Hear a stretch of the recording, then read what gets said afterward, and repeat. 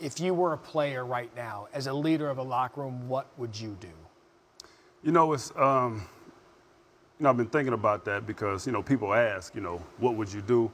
It's hard for me to say what I would actually do because I don't think it's fair to the guys that are actually in the locker room.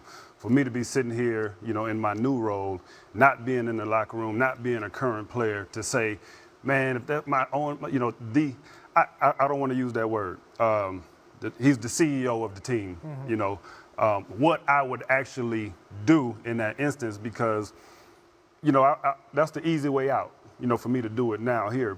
So with that being said, as a leader of the team, I guess my thoughts would be is that we're all going to play the game, until guys get together and say, you know what, we're not playing. We're going to walk out of this locker room. We're not coming back. We're not playing for the game.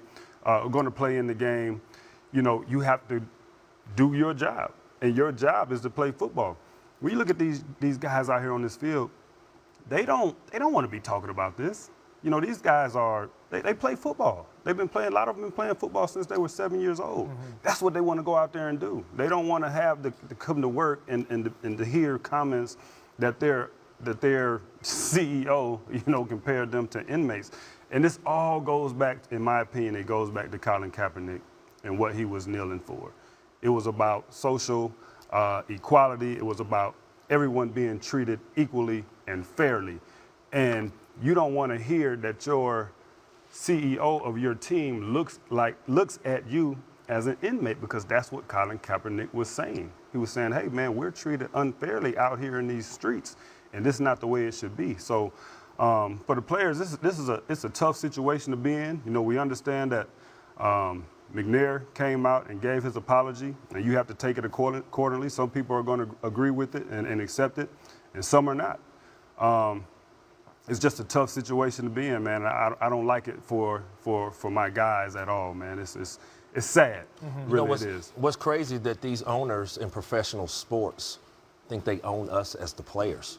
They really are team owners. They own the team. They don't own the players.